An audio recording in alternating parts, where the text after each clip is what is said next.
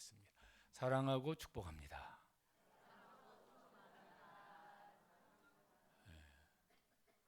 이게 뭐가 좀 진심이 느껴지도록 하셔야 되는데 그냥 이렇게 하시는 분들은 좀 그런 것 같아서 다시 한번 이게 얼굴 표정에 눈빛에 진심을 담아서 사랑하고 축복합니다.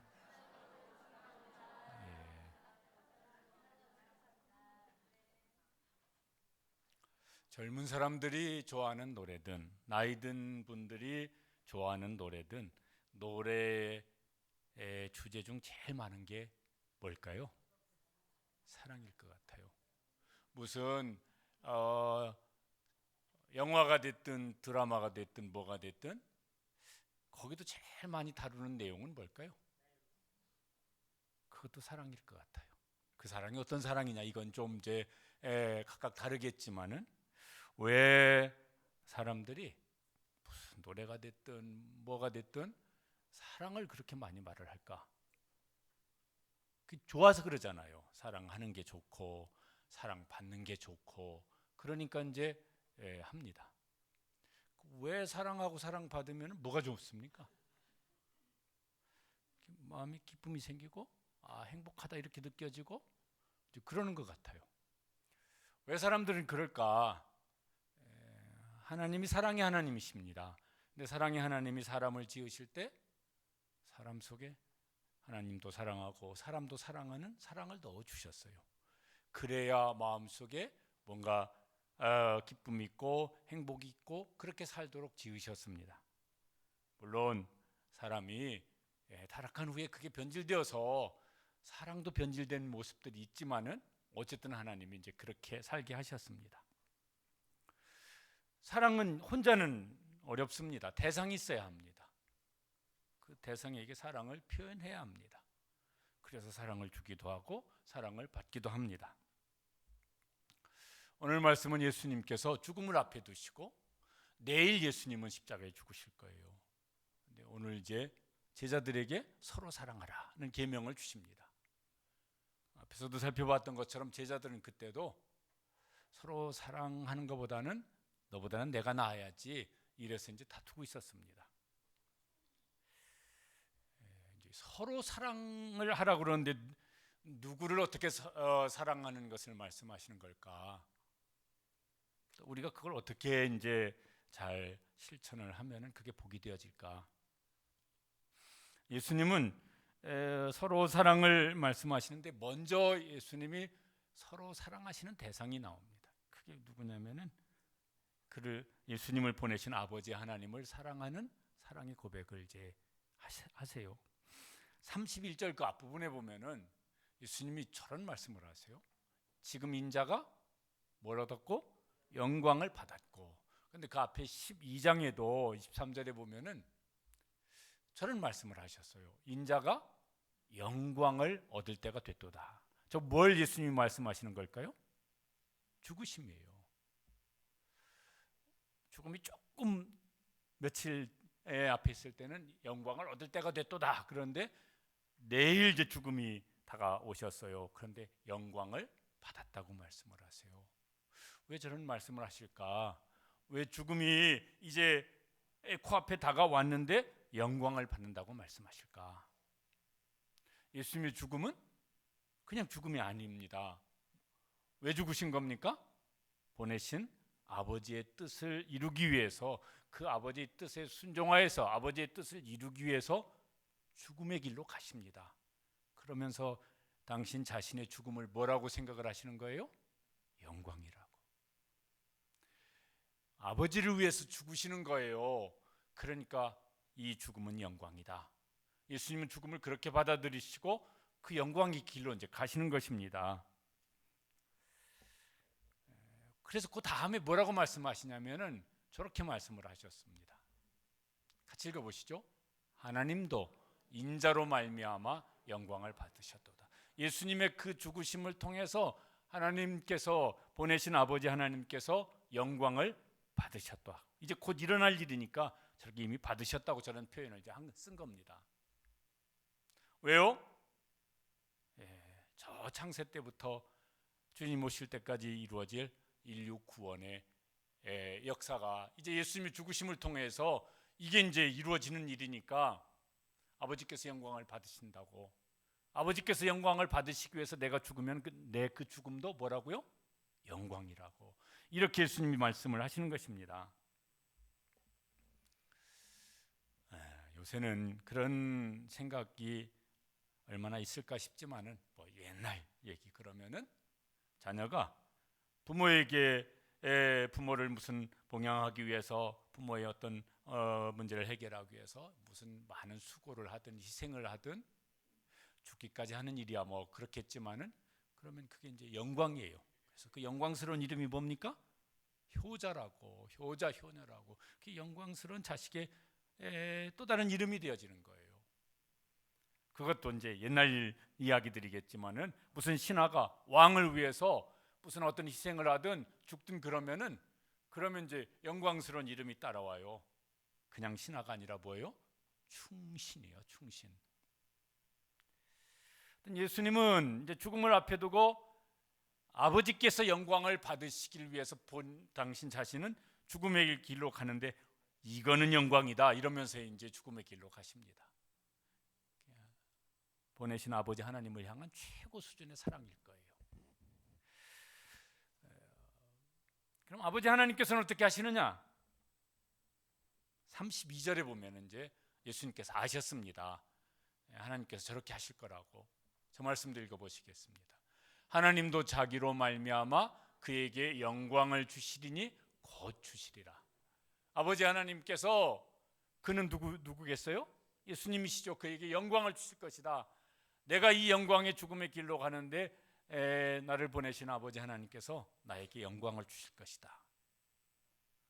그러니까요, 예수님 막 고민하고 슬퍼하신 것도 있어요. 그런데 기대가 마음속에 이제 가득하십니다. 곧 아시리라 그렇게 하셨어요. 어떻게 하셨습니까? 예수님 죽으신 다음에 사흘 만에 죽음에서 부활하게 하셨습니다. 40일 동안 세상에 계시다. 그 다음에 어떻게 하십니까? 승천하게 하십니다. 하나님 보좌 우편에 앉게 하십니다. 지극히 높여주셨어요. 지존자가 되게 하셨습니다. 그건 아버지께서 예수님을 높여주신 것이에요. 영광스럽게 하신 것입니다. 그거 빌립보서 2장 9절에서 11절에 보면은 그걸 이렇게 기록을 하고 있습니다. 하나님이 그를 어떻게 높이셨어요? 그는 누구세요? 예수님이시죠. 하나님이 예수님을 지극히 높여주셨어요. 더 이상 높아질 수 없을 그 지존자가 되게 하셨습니다. 모든 이름 위에 뛰어난 이름을 주사. 같이 읽어보시죠. 땅에 하늘에 있는 자들과 땅에 있는 자들과 땅 아래에 있는 자들로 모든 무릎을 예수의 이름에 꿇게 하시고 모든 입으로 예수 그리스도를 주라시나요 하나님 아버지께 영광을 돌리게 하셨느니라. 그러니까 성부 성자 하나님께서 서로 영광을 돌리세요. 그것도 더 이상 할 수 없을 만큼의 최고의 사랑으로 그 사랑을 표현해서 목숨을 걸어서 또 지존자로 높여주셔서 서로를 영광스럽게 합니다. 삼위일체 하나님 사랑의 관계세요. 영원토록. 이게 그런 표현을 하나님께 붙이는 것이 맞을지 어떨지 모르겠지만은 성부 성자 성령 삼위일체 하나님은 참 행복하실 것 같아요. 왜냐하면 영원토록 사랑으로 서로를 높여주니까. 사랑은 그런 거예요. 사랑은 그렇게 하잖아요. 나보다는 네가 잘 되는 게 좋고 나보다는 네가 뭐가 좋은 일이 너한테 일어났으면 좋겠고 나보다는 네가 더 귀하게 여김 받았으면 좋겠고 그래서 이제 그렇게 이제 높이시고 영광스럽게 하시고 이제 그렇게 하십니다. 사람들도 하나님께서 그렇게 지으셨지만은 타락한 이후에는 사람들이 자기 사랑을 우선시합니다. 그래서 자기가 영광 받는 걸 좋아해요. 내가 인정받고 내가 높임받고 너는 어떻게 될지언정 그렇게 되어지면은 내 마음에 기쁨이 생기고 만족이 생기고 물론 그것도 어느 시점이 되면 공허한 마음이 생기겠지만은 어쨌든 그렇게 이제 그런 삶을 추구를 합니다. 이 당시 제자들이 그랬다니까요. 자기 사랑에 몰두했었어요.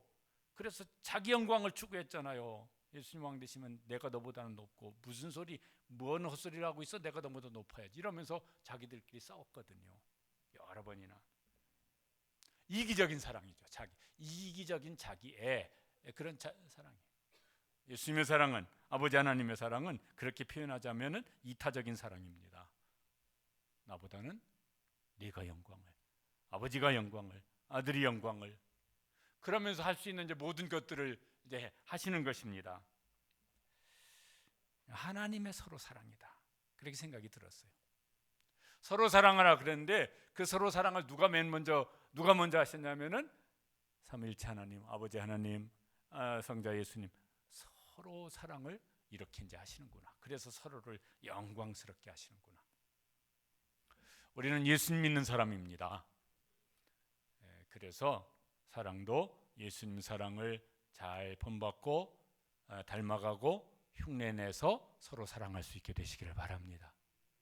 사랑이 회복됐으면 좋겠어요. 하나님의 사랑으로. 거기서 이제 서로 사랑이 끝나지 않고 여기 오늘 말씀을 보면은 하나님이 우리를 사랑하시고 우리도 하나님을 사랑하기를 원하세요. 그래서 하나님과 우리가 서로 사랑의 관계 속에서 그 사랑을 말을 하고 사랑을 표현하며 살기를 원하세요. 그래야 서로 좋거든요. 서로 마음에 행복이 생기거든요. 예수님께서 구약의 모든 계명을 요약해서 말씀하신 것이 복음서에 이제 나옵니다. 다 아시죠? 첫째는 뭐예요? 내 마음을 다하고 목숨을 다하고 뜻을 다하여 주 너희 하나님을 사랑하라 하셨으니 이것이 크고 첫째 되는 계명이요. 둘째도 그와 같으니. 그 다음에 뭡니까? 내 이웃을 내 자신같이 사랑하라 하셨으니 이 두 계명이 온 율법과 선지자의 강령이니라. 다 요약하면 저거라는 것이에요. 왜 하나님을 사랑하라고 말씀하실까? 그것도 아주 막 이렇게 아주 센 강도로 하나님을 사랑하라고 그러는데 왜 저렇게 하라고 그러실까? 하나님이 먼저 우리를 그렇게 사랑하셨어요. 그러니까 그 사랑을 받았으니까 그렇게 하는 게 인간적인 도리예요. 마땅한 도리예요. 어느 정도로 하나님이 사랑을 하셨느냐? 요한일서 4장 9절에 저렇게 말씀을 합니다. 하나님의 사랑이 우리에게 이렇게 나타난 바 되었으니 하나님이 사랑을 우리에게 이렇게 표현하셨어요. 어떻게요? 하나님이 자기의 독생자를 세상에 보내심은, 세상에 보내셨다는 말이 뭐죠? 여행 보내신 거예요? 죽게 하신 거예요. 저거 요한복음, 요한 1, 2, 3서도 사도 요한이 기록한 것이고 요한복음도 사도 요한이 기록한 거라서 내용이 비슷한 게 저기 이제 나옵니다. 요한복음에 저 말씀이 그대로 있어요. 유명한 3장 16절. 하나님이 세상을 이처럼 사랑하사 독생자를 주셨으니. 저걸 우리가 수없이 말을 하니까 이렇게 좀 마음이 좀 밋밋해질 수 있지만은 저게 일어날 수 있는 일이에요? 우리가 해볼 수 있는 일입니까? 아니거든요. 근데 하나님 우리를 사랑하실 때 여러분 한번 스스로 생각해 보십시오. 나는 하나님께서 딱 보셔도 아주 너무 사랑스럽고 아주 이뻐 죽을 만큼 나는 하나님께서 날 보시면 사랑스러우셨을까요? 그러신 분, 그러신 분은 예배 안 드리고 집에 가셔도 괜찮을 것 같아요. 그런데 누가 그렇게 했어요? 누가 그렇게 했어요? 아니야. 그런데 그냥 사랑하셨어요. 그런데 그냥 조금 사랑하신 것이 아니라 더 이상 사랑할 수 없는 최고 수준의 사랑으로 사랑을 부어주셨어요. 독생자 예수님을 대신 죽게 하셨잖아요. 그러니까 거기에 상응하는 응답을 우리가 하자는 것입니다. 거기에 상응하는 사랑으로 하나님께 우리도 사랑을 하자고 말씀하세요. 그래서 마태복음 22장 아까 읽은 그 37절에 보면은 저희가 저기다 밑줄을 쳐놨습니다. 마음을 어떻게 하고? 다 하고, 목숨을 다 하고, 뜻을 다 하여서 주 너희 하나님을 사랑하라. 저게 신명기 6장 4절에 나오는 말씀인데 거기에도 저 말씀이 똑같이 나오거든요. 예수님이 그 말씀을 인용한 건데 6장 5절 넌 마음을 다 하고 뜻을 다 하고 힘을 다 하여 내 하나님 여호와를 사랑하라. 부분적으로 이렇게 좀 남은 거 이렇게 뭐 이렇게 이거 버리기도 아깝고 그냥 교회나 갖다 줘. 이런 거 말고 자녀들이 뭘 선물을 가져왔어요. 이거 우리 집에는요, 저도 안 먹고 아내도 안 먹고 애들도 아무도 안 먹어. 이거 버리기는 아깝고 그래서 가져왔어요. 그리고 내놨어. 어떠실까요? 고맙다고 해야지. 안 그러면 그것도 안 가져오면 곤란하니까 말은 고맙다고 하지만 기분은 별로 유쾌하지 않을 거 아니겠어요. 하나님을 그렇게 사랑하지 말아라. 하나님을 그렇게 사랑하지 말아라. 다해서 마음을 다하고 목숨을 다하고 힘을 다하여서 사랑하라. 왜? 하나님께서 우리를 그렇게 사랑하셨으니까 너희도 그렇게 사랑하는 것이 크게 마땅한 도리다. 예수님도 그렇게 사랑해야죠. 왜? 예수님이 우리를 그렇게 사랑하셨어요. 또 똑같지만은 막 사랑스럽고 막 그런 것이 막 내 속에 가득해서 예수님이 나를 사랑하셨냐? 아니잖아요.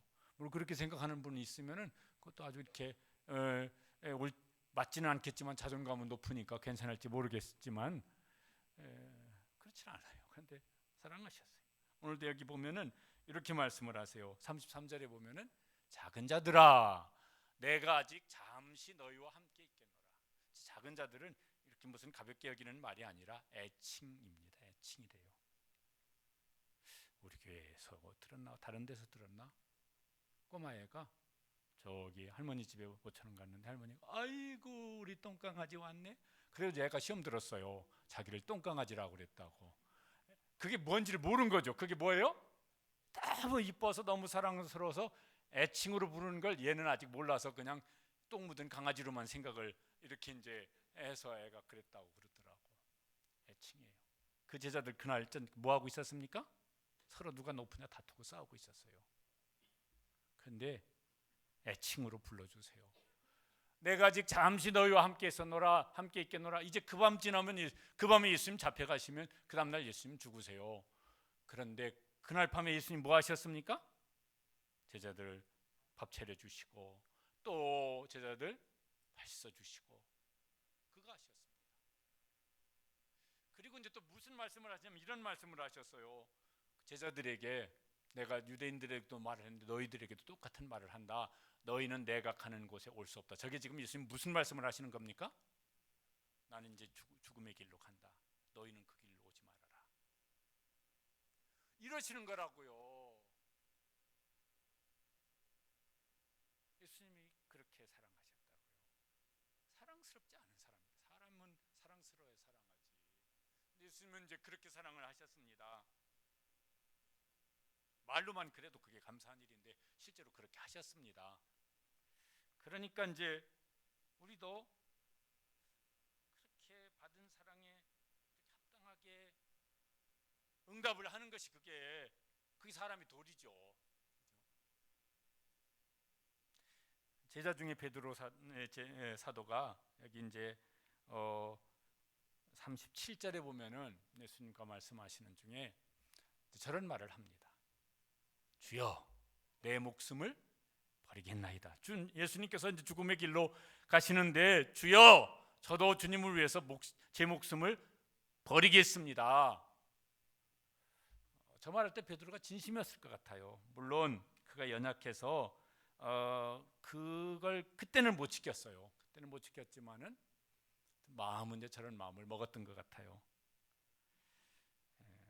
베드로가 저 말을 한 것을 생각하면서 제가 이렇게 베드로 참 의리가 있는 제자다 이런 생각을 했습니다. 베드로 참 의리 있는 제자다. 사람이 의리가 있어야 되는데 의리라는 게 사전의 뜻은 이렇더라고요. 사람으로서 지켜야 할 도리, 사람과의 관계에서 지켜야 할 도리 있어요. 그게 뭐라고 이렇게 명문화되어 있지 않아도 부부지간에도 지켜야 될 도리가 있고 부모 자식지간에 지켜야 될 도리가 있고 성도 간에 지켜야 될 도리가 있고 하여튼 뭐 그 관계에서 지켜야 될 도리가 있어요. 그 도리를 잘 감당하면은 사랑구실 한다고 그러고 그거 안 하면은 저 사랑구실 제대로 못 한다고 사람들이 뭐라고 수군될 거예요.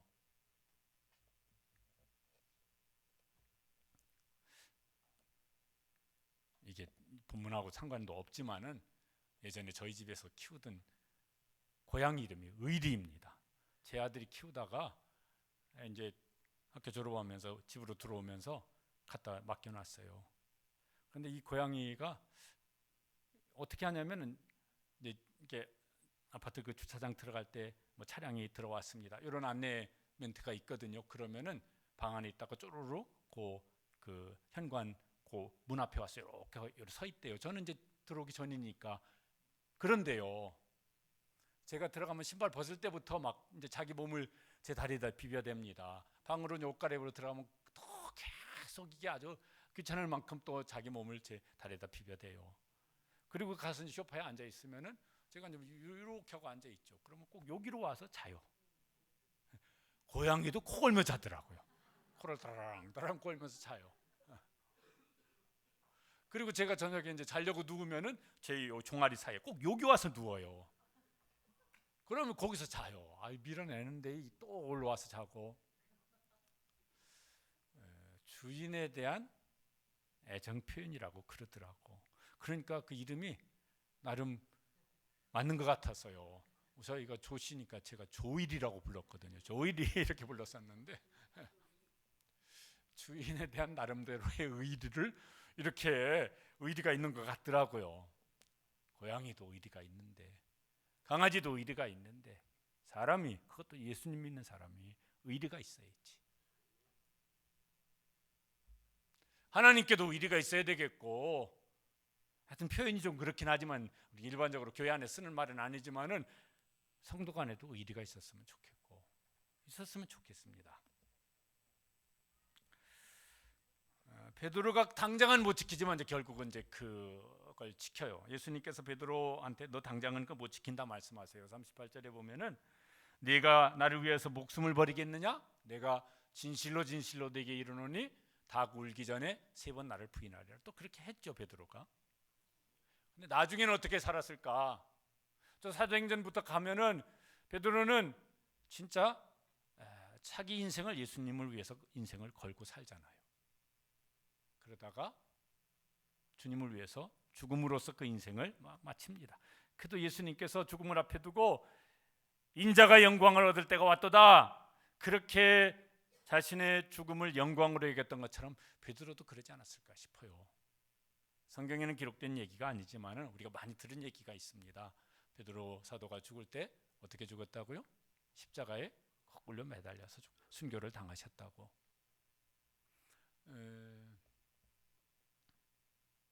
뭐 그런 이제 전해오는 이제 이야기죠.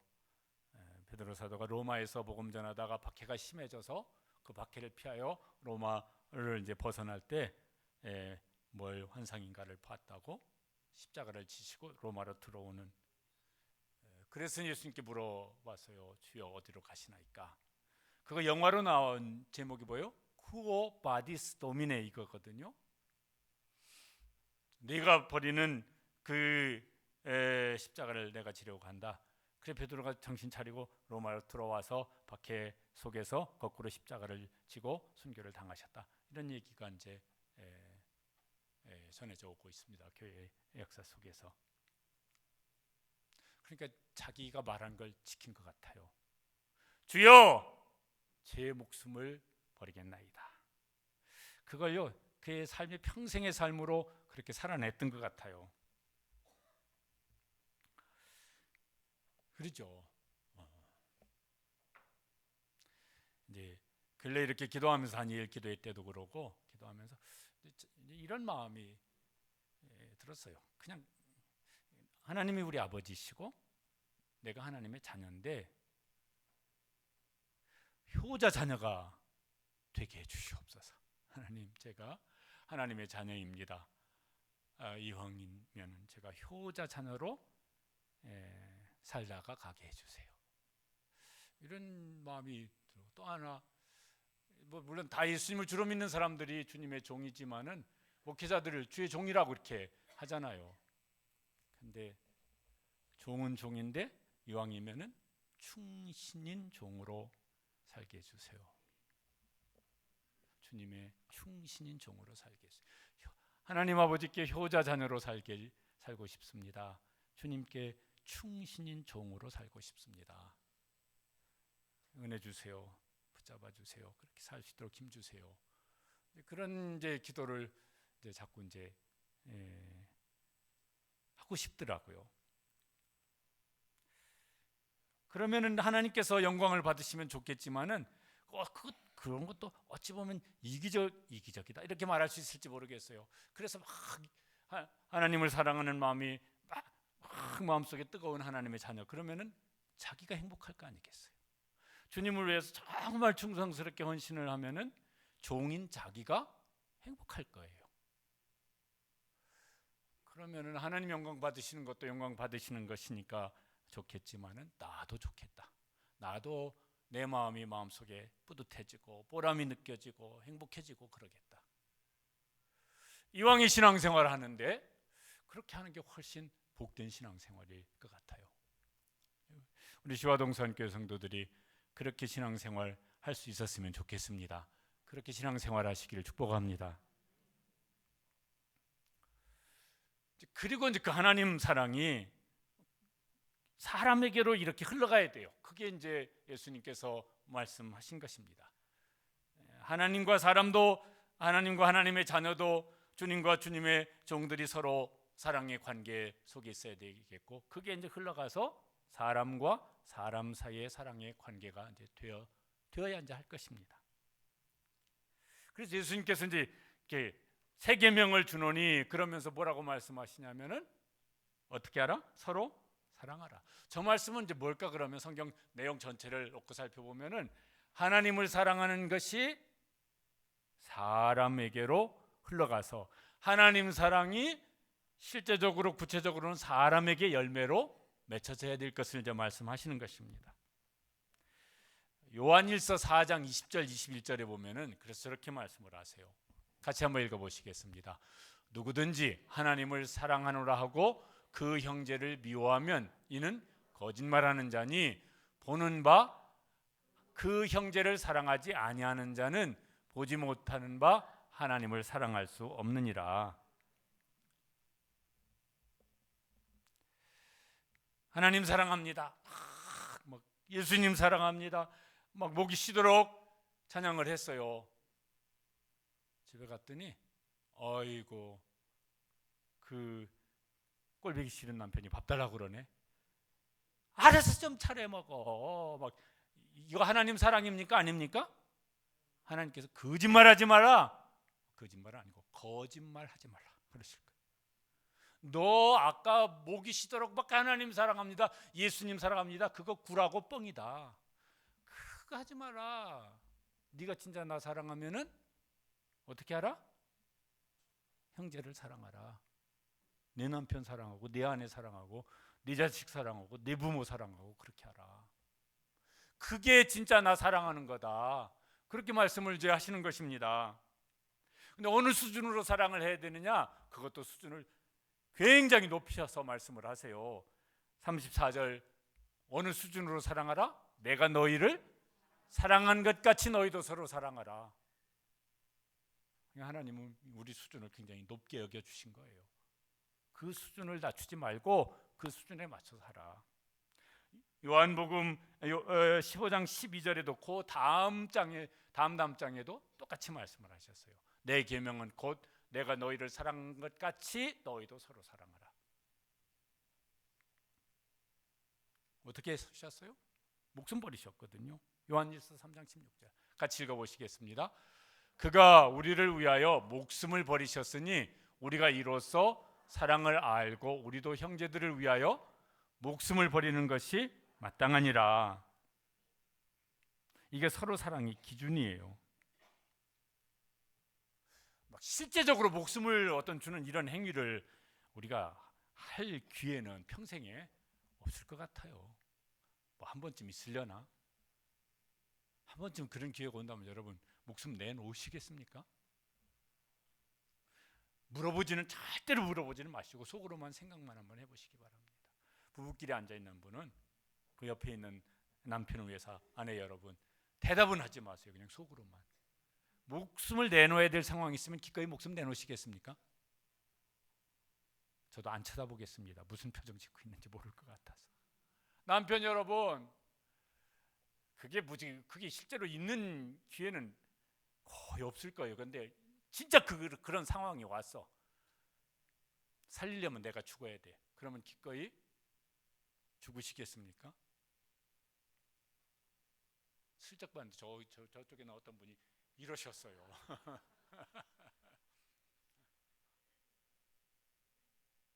근데 그렇게 하라고, 그런 마음으로 살라고.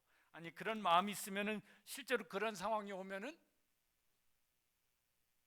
할 수 있으려나? 해야 되겠지. 저도 예전에 우리 아들내미가 뭐 아빠는 뭐 제가 어렸을 때 같이 놀아주지도 않고 맨날 교회만 가 있고 막 이러면서 막 이렇게 이제 얘기를 하더라고요. 그래서 미안하다, 정말 내가 진심으로 사과한다. 그리고 한참을 사과를 했어요. 그 대신 이건 알아줬으면 좋겠다. 나는 네가 살기 위해서 아빠가 죽어야 된다면 아빠는 5초도 고민 안 한다. 그런 걸 왜 5초씩이나 고민하겠냐? 내가 아버지인데. 이런 말 했었어요. 할 수 있을지는 모르겠지만은, 근데 그런 상황이 오면 그렇게 해야 되겠죠. 마땅히 내가 아버지인데 그걸 무슨 고민을 하고 있어. 하여튼 그렇죠. 근데 이제 어쨌든 그렇게 하라고. 그 서로 사랑의 수준이 그만큼이라고. 내가 너에게 한 것만큼 그 수준 낮추지 말고 하라고. 그런데 이거는 우리가 실제적으로 실천할 수 있는 이런 기회가 뭐 얼마나 있을까 싶어요. 그래서 좀 우리가 실제적으로 실천할 수 있는 기준을 말씀하신 것이 있습니다.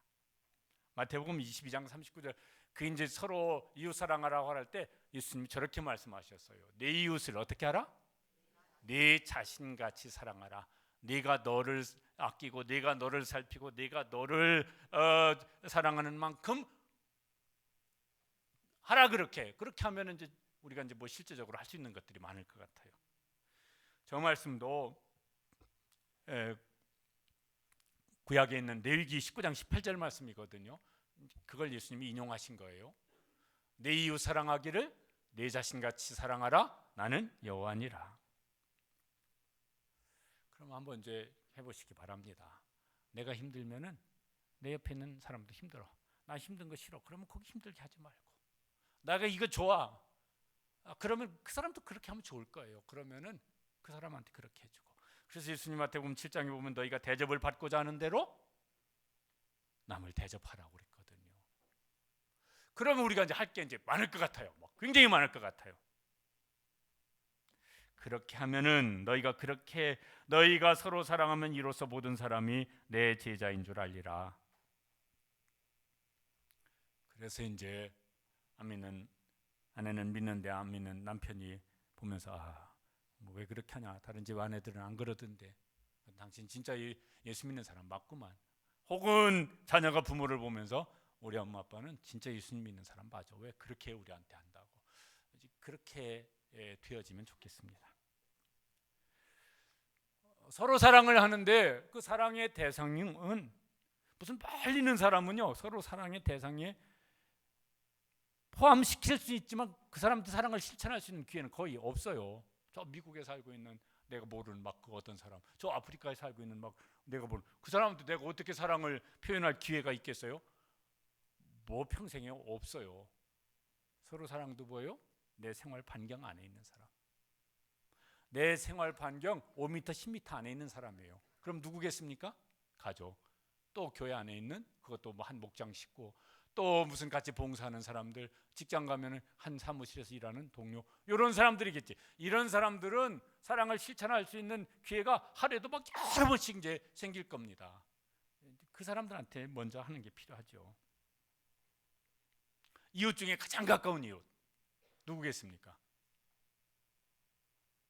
성경적으로 가장 가까운 이웃. 이분들이 지금 이렇게 대답을 안 하고 계십니다. 한 몸인 사람. 한 몸이니까 더 이상 가까울 수 없이 가까운 사람이 자기 남편이고 자기 아내고, 그렇죠. 성령 충만을 받으라 에베소서 5장에 말씀하신 다음에 그 성령 충만하면은 제일 먼저 예수님 사랑이 드러나는 것이 이제 맞는데, 왜 성령 열매 중에 첫 번째가 사랑이거든요. 그런데 그거 아내들은 남편에게 어떻게 하라고 그랬느냐? 이렇게 하라고 나와요. 아내들만 읽어보시죠. 시작.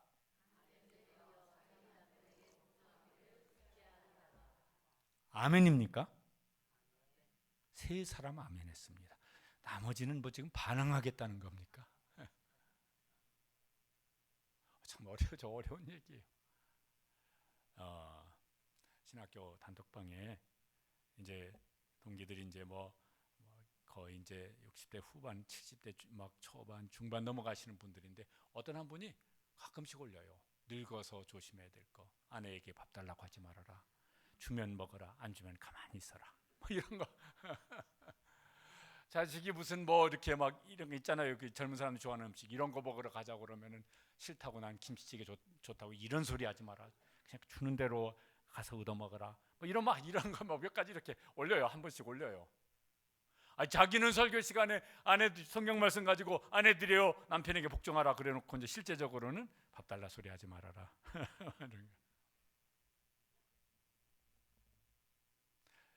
세상 따라가지 말고 뭘 따라가자고요?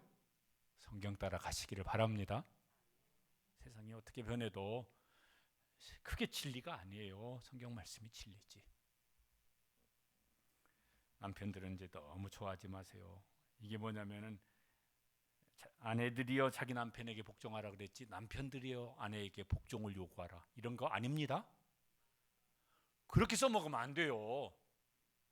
그 대신 남편들에게 하신 말씀은 겁나는 말씀을 하셨습니다. 이건 진짜 겁나는 소리예요. 남편들만 읽어보시죠. 시작. 남편들아, 아내 사랑하기를 그리스도께서 교회를 사랑하시고 그 교회를 위하여 자신을 주신같이 하라. 저거 뭐하라 소리입니까? 예수님이 죽으셨잖아요. 남편들이여 아내를 위해서 죽어라. 남편 여러분 아멘이십니까? 이 남자들이 지금 다 뭐하고 있는 거예요? 다시 이거 대답을 해야 된다니까. 성경 말씀에 아멘을 해야지. 남편 여러분 아멘이십니까? 아까 2부 때는 남자들이 목소리가 훨씬 컸는데 3부 남편들은 지금 뭐하는 거예요? 지금 박병성 집사님 아내가 옆에 있는데 대답을 크게 하셔야 된다고요.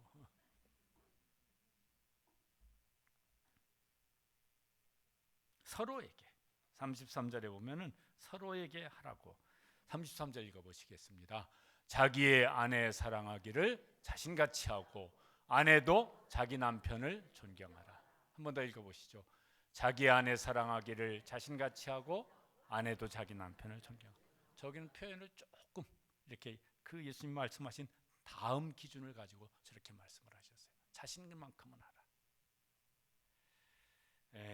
그리고 복종하라 이런 표현이 그걸 조금 더 부드럽게 표현됐어요. 저기는 존경하라, 리스펙트하라. 부부끼리 저걸 반만이라도, 반의 반만큼이라도 꾸준히 그렇게 하자. 나는 아내다, 예수 믿는 아내다. 나는 남편이지만은 예수님 믿는 남편이다. 그래서 저 말씀대로 한번 해보자. 그렇게요 노력을 그래도 나름대로 하면 부부관계가 어떻게 변할까요? 얼마나 좋을까요? 그죠? 이 왼수야 화상아 뭐 이런 말들이 어떻게 나오겠어? 이웃끼리 어떻게 사랑할까? 그거 10계명에 나옵니다. 5계명부터 10번째 계명까지가 이웃사랑의 계명이에요. 5계명 뭐죠? 내 부모를 공경하라. 이거 없어지는, 이 말이, 이런 말 자체가 없어지는 시대인데 성경 말씀대로 해야 된다니까. 그 다음에 6계명은 뭐예요? 살인하지 말라. 최소한 살인하지 말라. 그거 생명 존중이에요. 그 다음에 7계명 간음하지 말라. 최소한도 그렇게 하지 말라. 최대한으로 하면 뭐예요? 이웃 사람의 성을 존중하고 귀하게 여겨주는 거예요. 그 다음에 또 뭐예요? 도둑질하지 말라. 내 이익을 위해서 뭐 네 거 내 거 내 손에 들어오면 내 거다. 택도 없는 소리다. 남의 소유를 귀하게 여기고 존중해주라. 할 수 있으면 내 걸 가지고 나눠주라. 이런 말씀이잖아요. 그 다음에 8계명, 9계명 거짓 증거하지 말라. 그것도 내 이익을 위해서 거짓말하지. 근데 아니라 진실을 말을 하라. 진실을. 손해가 되더라도 진실을 말을 하라. 10번째 계명. 내 이웃의 모든 소유 무엇이 됐든 탐내지 말아라. 기독교인인 우리가 이 말씀을 힘써 잘 지키기를 사모하면서 살면은 우리 사회가 어떻게 될까요?